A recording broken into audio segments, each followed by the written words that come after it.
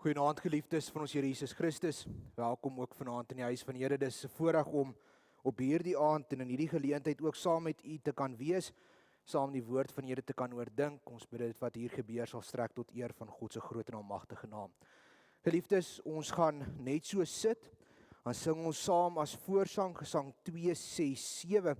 Ons sing dit saam sodat ons net ons gedagtes van die wêreld af inbring en die stemming regkry ook vir die erediens wat volg. Ons sing saam gesang 267, daarvan vers 1 en 2. Op vaste fondamente het God sy kerk gebou. Ons sing saam gesang 267, vers 1 en 2.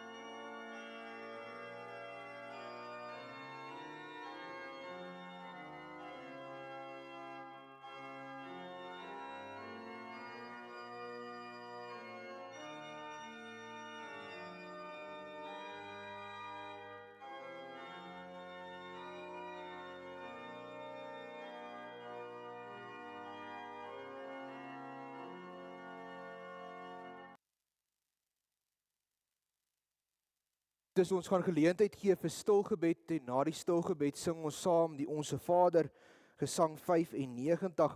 Ons gaan die Onse Vader saam staande sing as voorbereidingslied ook in hierdie aand. Na die Onse Vader, ons voorbereidingslied, kan die staande bly vir die foto met die seën, waarin ons gaan saam sing gesang 264. Gesang 264, daarvan vers 1 en 2 as loflied. Gesang 264 vers 1 en 2 as loflied na die seën en gesang 95 nadat ons stilgebed gedoen het. Geliefdes, kom ons word stil in hierdie aand voor die Here.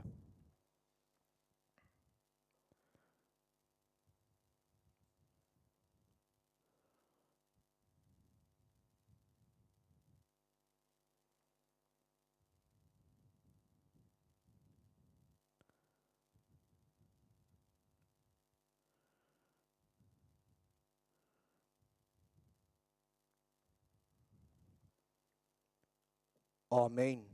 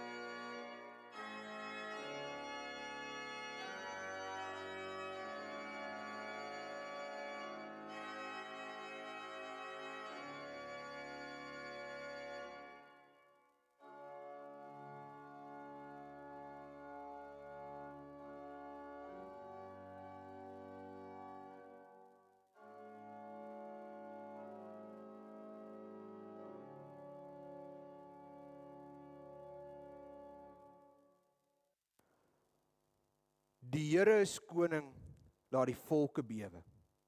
Genade, barmhartigheid en vrede van God ons Vader en van Christus Jesus ons Here deur die werking van die Heilige Gees. Amen. Kom ons sing saam Gesang 264 daarvan vers 1 en 2 as loflied. Gesang 264 vers 1 en 2.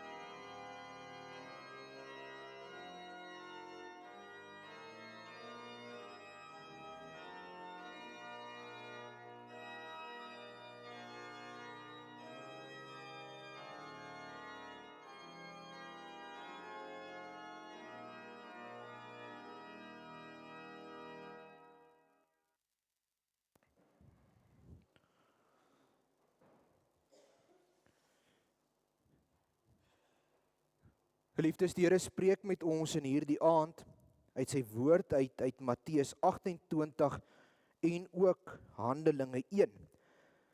Dis twee baie bekende gedeeltes, veral wanneer dit hier rondom Hemelvaart is. Ons lees Matteus 28 vanaf vers 16, vanaf vers 16 tot 20, Matteus 28 en Handelinge 1 vanaf vers 1.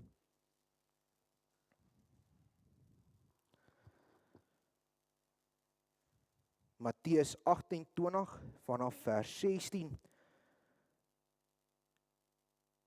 En die 11 disippels het na Galilea gegaan en na die berg waar Jesus hulle bestel het. En toe hulle hom sien, het hulle hom aanbid, maar sommige het getwyfel. En Jesus het nader gekom en met hulle gespreek en gesê, aan my is gegee alle mag in die hemel en op aarde. Gaan dan heen, maak disippels van al die nasies en doop hulle in die naam van die Vader en die Seun en die Heilige Gees en leer hulle om alles te onderhou wat ek julle beveel het. En kyk, ek is met julle al die dae tot aan die volëinding van die wêreld. Amen. Dan lees ons ook Handelinge 1 vanaf vers 1. Die eerste verhaal, Theophilus, het ek opgestel oor alles wat Jesus begin doen en leer het, tot op die dag dat hy opgeneem is. Nadat hy aan sy disippels, wat hy uitverkies het, deur die Heilige Gees bevele gegee het, aan wie hy ook na sy lyde hom lewende vertoon het deur baie kentekens, terwyl hy gedurende 40 dae aan hulle verskyn het en oor die dinge van die koninkryk van God gespreek het. En toe hy nog met hulle saam was, het hy hulle bevel gegee om nie van Jerusalem weg te gaan nie, maar om te wag op die belofte van die Vader, wat julle, het hy gesê, van my gehoor het. Want Johannes het wel met water gedoop, maar julle sal met die Heilige Gees gedoop word, nie lank na hierdie dae nie. Die wat by mekaar gekom het, vra hom toe en sê, Here, gaan u in hierdie tyd die koninkryk vir Israel weer oprig? En hy antwoord hulle, dit kom julle nie toe, om die tye of geleenthede te weet, wat die Vader deur sy eie mag bepaal het nie. Maar julle sal krag ontvang wanneer die Heilige Gees oor julle kom, en julle sal my getuies wees in Jerusalem, sowel as in die hele Judea en Samaria en tot aan die uiterstes van die aarde. En nadat hy dit gesê het, is hy opgeneem terwyl hulle dit sien. En 'n wolk het hom voor hulle oë weggeneem. En toe hulle nog stip na die hemel kyk terwyl hy weggaan, staan daar 2 manne in wit klere by hulle. Wat sê, Galileese manne, waarom staan julle en kyk na die hemel? Hierdie Jesus wat van julle opgeneem is in die hemel sal net so kom soos julle hom na die hemel sien wegvaar het. Daarop draai hulle na Jerusalem van die berg af wat genoem word Olyfberg, wat naby Jerusalem is, 'n Sabbatsreis ver. En toe hulle daar kom, gaan hulle na die bovertrek waar hulle gewoond was om te vertoef, naamlik Petrus en Jakobus en Johannes en Andreas, Filippus en Thomas, Bartolomeus en Matteus, Jakobus die seun van Alfeus en Simon die ywerhaar en Judas die seun van Jakobus. Hulle almal het eendragtig volhard in gebed en smeking saam met 'n aantal vroue en Maria, die moeder van Jesus en met sy broeders. Liefde, sover die woord van die Here. Salig is elkeen wat dit hoor en dit in sy hart bewaar. Kom ons word stil voor die Here in hierdie aand in gebed.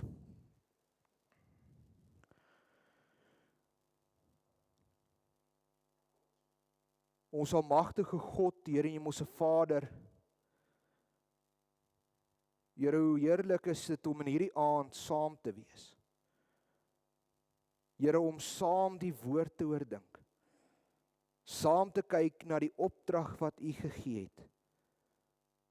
Here, en saam met die wêreld ook hierdie dag, die Hemelvaartdag te herdenk.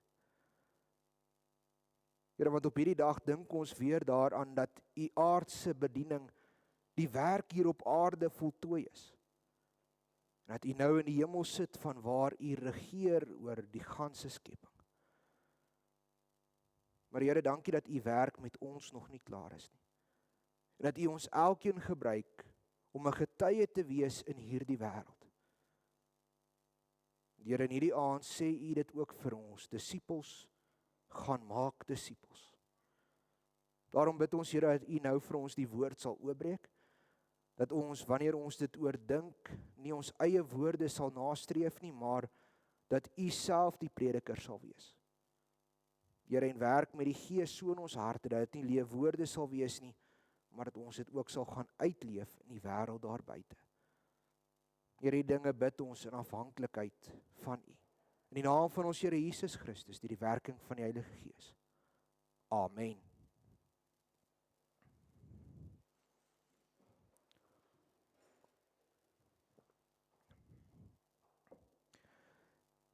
Geliefde gemeente van ons Here Jesus Christus, dit is Hemelvaart. En oor die wêreld rond dink alle gelowiges vandag basies aan hierdie opdrag wat Jesus vir die disippels gee. Ons as gemeente het dit ook al in die verlede gedoen, dat ons met Hemelvaart juis weer dink aan die opdrag om die evangelie uit te dra. Jesus sê in Matteus 28 vers 19 vir die disippels, gaan dan heen, maak disippels van al die nasies en doop hulle in die naam van die Vader en die Seun en die Heilige Gees en leer hulle om alles te onderhou wat ek julle beveel het. En in Handelinge 1 vers 8 sê hy vir sy disippels, maar julle sal krag ontvang wanneer die Heilige Gees oor julle kom en julle sal my getuies wees in Jerusalem, sowel as in die hele Judea en Samaria en tot aan die uiterstes van die aarde. Daarom is daar vanaand geen twyfel nie. Die opdrag is duidelik. Gaan dra die evangelie uit. Gaan wees die getuie, gaan verkondig vir die wêreld van ons Here Jesus Christus wat gekom het. Gaan maak disippels. En as hulle tot bekering kom, doop hulle in die naam van die Vader, die Seun en die Heilige Gees en leer hulle om te onderhou dit wat Jesus vir ons geleer het. En hierdie getuienis moet gelewer word tot aan die uithoeke van die aarde. Onder al die nasies met die naam van Christus verkondig word. En vandag is een van die grootste vrae wat gevra word, maar wie moet dit doen? Moet ons as AP Kerk nou die evangelie gaan uitdra? Moet ons nou onder al die nasies gaan werk? Moet ons nou tot aan die uiteindes van die wêreld die evangelie gaan verkondig? En baie keer word die beginsel van volkseie voorgehou as 'n verskoning hoekom ons dit nie gaan doen nie. In die naam van verskeidenheid wat God gemaak het, wil ons nie die opdrag gaan uitleef nie. Nee, ons hou so vas aan die verskeidenheid dat ons die liefde van Christus in die ganse mensdom verloor. Die kort antwoord is ja. Dis die AP Kerk se verantwoordelikheid om die evangelie uit te dra. Dis ons opdrag om getuies te wees tot aan die uiteinde van die wêreld. Die tweede probleem waarmee ons gekonfronteer word is, hoe doen ek dit? Waar kry ek die toerusting om dit te kan doen? Jy sien, 'n sendeling het 'n basiese opleiding nodig. Ek is van oortuiging dat 'n sendeling 'n predikant moet wees in opleiding. En inteendeel moet hy nog verder gaan studeer. Hy moet onderrig ondervang in spesifiek die bevolking waaronder hy gaan werk, om eerstens hulle kultuur te leer, tweedens hulle godsdienste te leer, sodat hy die evangelie effektief kan verkondig. Maar geliefdes, is dit nodig vir ons om sendelinge te wees, om ons opdrag uit te leef?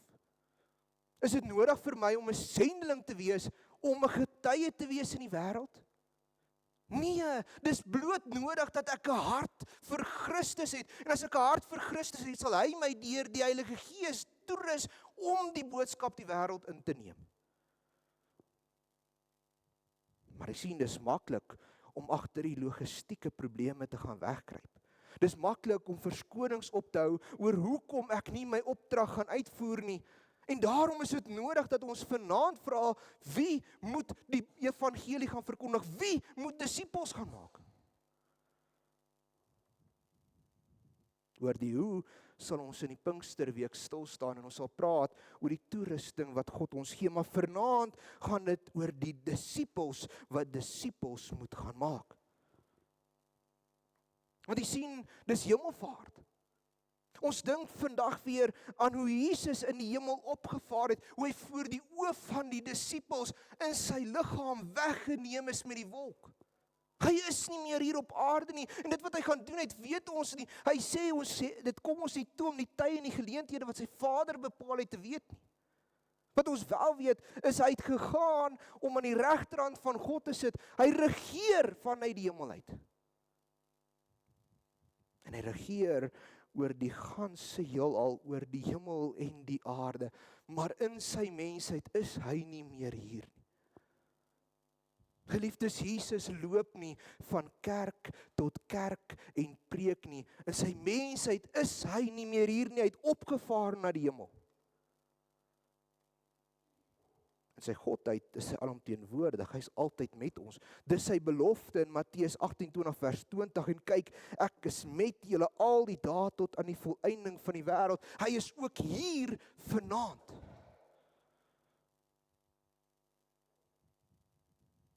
Maar Christus het sy werk op aarde voltooi.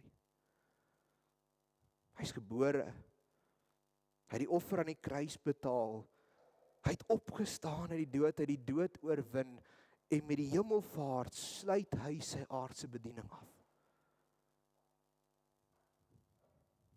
Maar geliefdes, die werk op aarde moet voortgaan. Met hemelvaart gee hy aan die mens die opdrag om hierdie werk voort te sit. Nou, wie is met dit getaak? Wie moet disippels gaan maak? Met hemelvaart gee Jesus die opdrag aan die disippels. Nou, wat is 'n disipel? Ons moet net ons definisie van 'n disipel reg kry, want jy sien, 'n disipel is 'n volgeling. Dis iemand wat alles laat staan en agter 'n ander een aanloop, en hulle vorm gewoonlik hulle hele lewens volgens daardie persoon. Dis 'n term wat ons vandag nog volop in die wêreld vind, maar om 'n disipel van Jesus te wees is iets dieper. Dit beteken, ek moet my kruis opneem. Beteken, ek moet hom volg, ek moet 'n opofferende lewe hê, wat aan hom gewy is. En daarom word die opdrag aan die disippels gegee. Julle moet die boodskap uitdra tot aan die uithoeke van die wêreld. Dit moet soos 'n wille vuur wees, wat in die middel van 'n droë mielieland aangesteek word. Hy moet hardloop. Ons moet hom nie stop nie. Ons moet hom nie keer nie. Die evangelie moet versprei tot aan die uiteindes van die wêreld. En ons as disippels, dit moet uit ons uitborrel.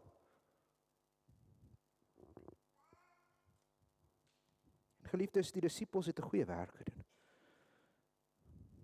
Want die res van die Nuwe Testament wys vir ons hoe die evangelie uitgedra word. Ons kan net die res van die Handelinge brief gaan lees, dan sien ons hoe die disipel Petrus, die rots waarop Christus sy kerk bou, vanaf die uitstorting van die Heilige Gees af, kragtig, vurig die evangelie verkondig. Sodat ons in Handelinge 8 lees, dat die evangelie al tot in Samaria wyd versprei is. Verder doen Petrus ander werk. Hy skryf briewe aan die vreemdelinge in die verstrooiing. Hy skryf van die gemeente in Pontus, Galasië, Kappadosie en Asië. Hy gaan hierdie opdrag voer uit.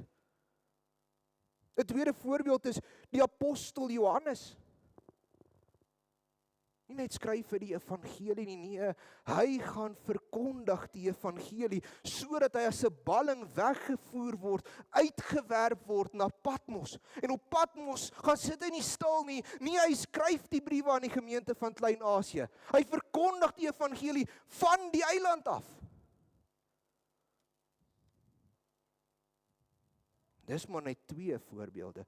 2 van die vernaamste disippels, en dis maar net so 'n ou klein gedeelte van hulle werk. Daar's soveel meer waaroor ons kan praat. Daar's soveel van die disippels wat hierdie opdrag gaan uitvoer, wat selfs met hulle lewe betaal het om dit te doen.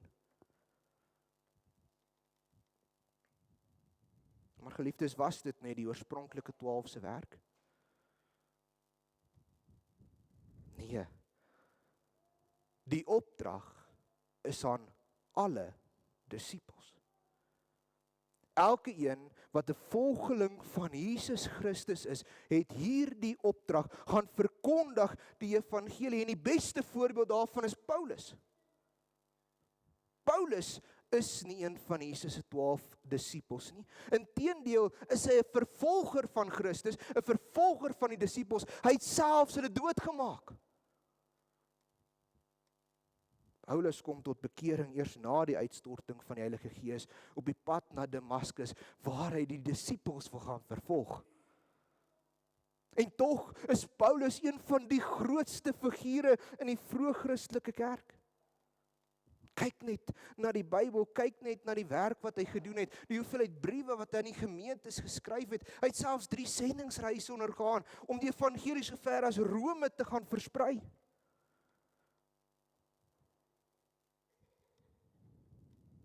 En so kan ons aangaan, geliefdes. En nie net voorbeelde uit die Bybel uit nie, maar voorbeelde uit die vroeë Christelike kerk uit.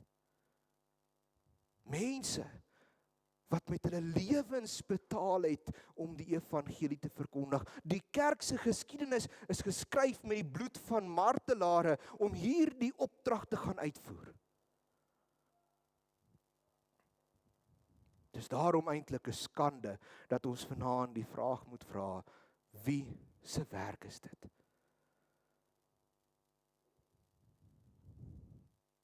Dis elkeen van ons se werk. Maar jy sien, ons het vandag 'n spreekwoord, 'n sinnetjie wat mense gebruik, dis nie my werk nie. Ek is 'n boer. Ek is 'n onderwyser. Ek is 'n klerk, ek is 'n dit, ek is 'n dat. Dit is nie my werk nie, dis die dominee se werk. Hy word getrakteer, hy moet die wêreld van Jesus vertel. En geliefdes, ek probeer. Maar ek kan dit nie alleen doen nie. In die AP Kerk sit ons met net oor die 60 aktiewe voltydse leraars. Ons kan dit nie alleen doen nie. En nou kan jy sê, ja, maar daar's ander dominees en ander kerke, hulle moet ons help, geliefdes. As jy net die verhouding predikante teenoor die wêreld gaan kyk, is dit 'n onmoontlike taak. Daarom roep die Here elke disipel om disippels te gaan maak. Almal word opgeroep tot aksie. Kom ons vat 'n voorbeeld. Wie van u het in hierdie week al oor Jesus gepraat? En ek praat nie van met u familie nie. Wie van u het al met die mense met wie u werk, mense met wie u besigheid doen, wie van u het al vir iemand in hierdie week van Jesus vertel? Wie van u het vanoggend op Hemelvaart vir iemand vertel oor wat hierdie dag gaan?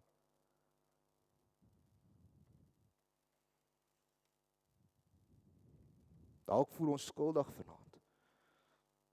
Dalk voel ons aangespreek. Maar dit is nodig dat ons hierdie realiteit in die oë moet kyk. Want geliefdes, die valse leraars, die dwaalleraars, loop soos 'n brullende leeu rond op soek na mense om te verslind. Hulle is soos 'n wolf in skaapsklere en hulle preek met hierdie dwaalleer wat hulle het. Hulle verkondig dit met trots vir almal wat hulle sien. Hoekom vertel ons hulle nie van die waarheid nie? Dis dalk hoekom die banke van die kerke leeg word. Omdat die disippels nie meer disippels gaan maak nie. En daarom word ons opgeroep vanaand tot die opdrag, geliefdes, gaan en gaan verkondig die evangelie, gaan wees my getuie, gaan maak disippels.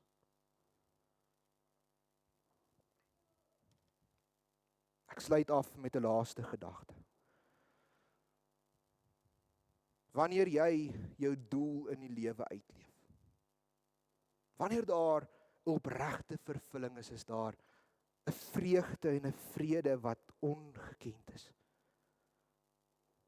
Het u al daardie vervulling beleef om oor Christus te praat? Die spreekwoord sê waarvan die hart vol is, loop die mond van oor. Tog bely ons, ek glo met my hele hart, my hele siel, met al my verstand in Jesus Christus. Hoekom loop ons monde nie oor van sy genade nie?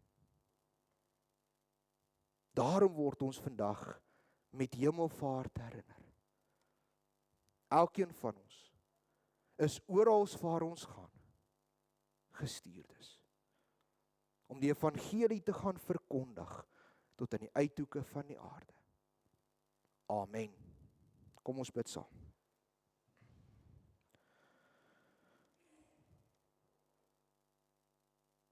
Ons almagtige God, Here en Hemelse Vader, dankie dat ons vandag, as ons dink aan u hemelvaart, as ons dink aan u wat aan die regterhand van die Vader sit om te regeer, dat ons weer die opdrag kan hoor, disippels gaan maak disippels. Leer hulle van al hierdie dinge wat ek aan julle openbaar het. Here, werk met ons dat ons hierdie opdrag kan uitleef. Werk met elkeen van ons dat ons nie agter die verskonings van die wêreld sal wegkruip nie, maar dat ons vurig in die wêreld sal ingaan om hierdie opdrag ten volle uit te leef. Here, dat ons daardeur ook die vervulling van die siel sal ontvang. Maar Here, ons kan dit nie alleen doen nie. Daarom hoor ons ook in hierdie aand van die belofte van die Heilige Gees. Ons hoor hoe U hom stuur om in ons te werk en ons te lei.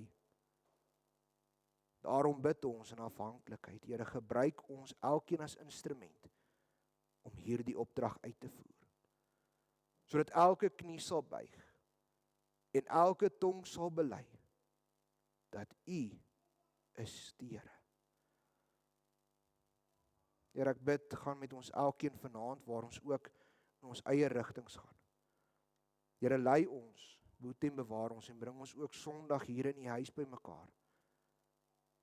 Dit bid ons in afhanklikheid voor U. In die naam van ons Here Jesus Christus, deur die werking van die Heilige Gees. Amen. Geliefdes, as slot gaan ons saam sing, Gesang 275, Gesang 275, helder skyn U lig vir die nasies, en ons gaan saam sing al 15 verse van Gesang 275. En U kan staande bly nadat ons dit gesing het vir die seënbede. Geliefdes, ons sing saam Gesang 275, daarvan al 15 verse.